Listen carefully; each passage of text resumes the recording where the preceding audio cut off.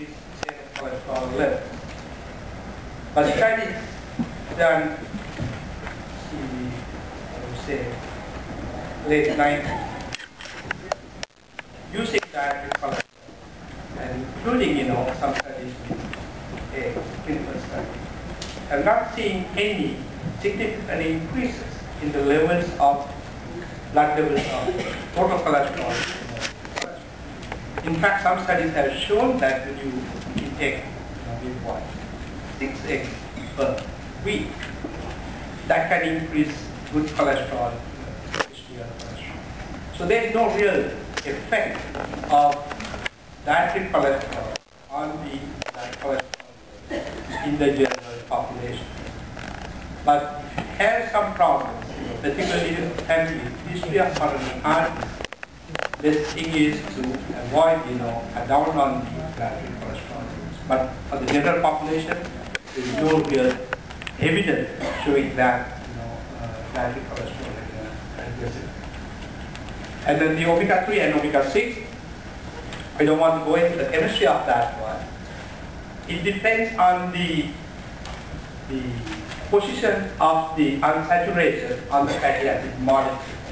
Okay. They are both polyunsaturated. The omega term, the Greek, reflects the position of the unsaturation with respect to the fatty acid molecule, is a carboxylic group and a long hydrocarbon chain. So the double bond position of the unsaturated is measured with respect to the carbohydrate head of the molecule. And the omega-6 means the first double bond, the unsaturation, is at the 6th position. And the 3 means on the 3rd position. Alpha-linolenic acid is the parent omega-3. And then you have a series, maybe about 5 or 6 different omega-3s. They are mostly present in fish oils. And the omega-6 are not present in fish oils. They are present in normal vegetable oils, and that's the linoleic acid. The other omega-6 is called arachidonic acid, which is present in various types of meats, really. Because once we get here our basic omega-6 and omega-3, that is linoleic and alpha-linolenic acid from the diet, we have the ability to convert them into a long chain type of polyunsaturated which are present in fish. So the omega-6, the other one, the major one is alpha-linolenic acid, which is the real important omega-6 fatty acid. In the Canadian diet, we get about 80 milligrams per day from various types of meat, but the vegetarians, unfortunately, they don't get that omega-6, but you get the omega-6 from vegetable oils. But if you're eating something like palm oil, palm kernel oil, or even olive oil, and coconut oil, we don't get omega-6. Thank you very much. We have one more question right here. Thank you very much, Dr. Ratnayake. Your information was extremely valuable and quite detailed in the content. However, I found it very technical. And one comment I had, at the end you shown the label, and it says so many grams or percentages. The housewife is confused. So am I. Now what does it mean? And when you people recommend per gram, I don't have gram at home. Could you please put that into teaspoonfuls or something like that? Well, yeah, that's a difficult thing, really. You have to have some sort of way of quantifying things.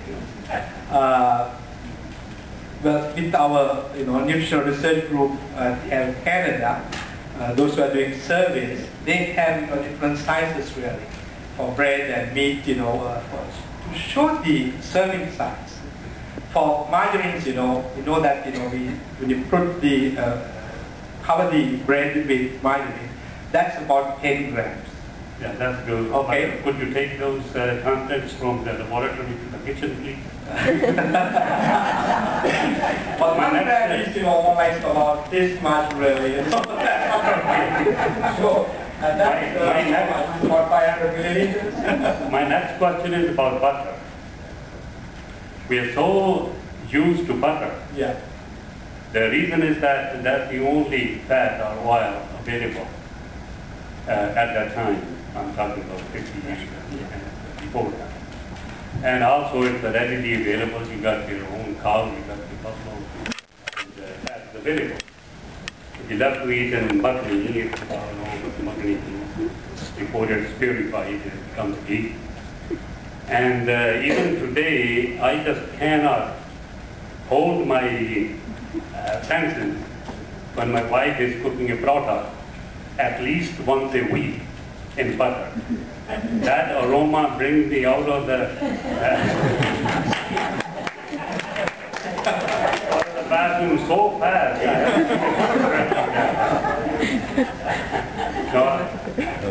You said that butter in a sense is high in trans and also saturated fat. High in And yet also it's high in omega-6 and 3. not really, not that. I thought the section next to vegetable oil on the slide. That it was high in omega-3 and 6. And they have been reports also that purified butter, which is called ghee, is not as bad as it has been labeled. Now, so many reports are coming in newspapers, TV, radio, and ordinary person, which one do you believe? Could you comment on that, please? And let me know that how do you break the habits of liking the butter, especially the product? I think on a more personal note, I think you are quite like a healthy person, so you can continue eating butter. But all the studies showing that butter, you saw that graph by one of the leading scientists. And butter is coming off all the fatty, all the other types of fat. It's the worst one. And try to get into that slide. Anyway, to answer your question, butter is, a lot of saturated fat, about 66% saturated, 4% trans fat, and it has very little omega-6 and almost no omega-3. So that's why all the health organizations in the world recommending to cut down on the intake of the product, go for dairy products that are low in fat. Go for 1% or 2% milk. If you're eating cheese, go for low fat cheese. Definitely it's more tasted than any other type of fat. But some people are doing okay with that. I think this is because even though some people may be eating butter on a daily basis, they must be burning that fat, doing a lot of exercise. But if you have a sedentary lifestyle, then it's going to create problems. I heard that earlier speaker, particularly in India, in rural areas, right? Those who go into cities, large cities, where life is more complicated, less exercise. And then you're going to have problems if you're going to continue with the same type of food. Same thing here in Canada. If you eat a lot of butter, that's going to, one day going to affect your blood cholesterol. Thank you very much. I guess we have a few more questions, but I know there's a few people that want to know. Dr. Ratnayake and Dr. Maraj is still here as well. Copies of your presentations, if they are available, if people can look at them again before they leave the premises today, that would be really appreciated. So just a little request on behalf of a few people in terms of having copies of those presentations for a little bit of a takeout meal, not necessarily McDonald's, but your presentations. Our next question is right here. It's okay, I'll just, yeah. I was just wondering, sometimes when they decrease the fat content of food, they often increase the sodium content. So where do you draw the line? Because, I mean, tons and tons of sodium is not very good for you either, right? So where do you draw the line when you're decreasing decreasing the fat, but you're increasing the sodium? Where do you draw the line as to what's appropriate? All right.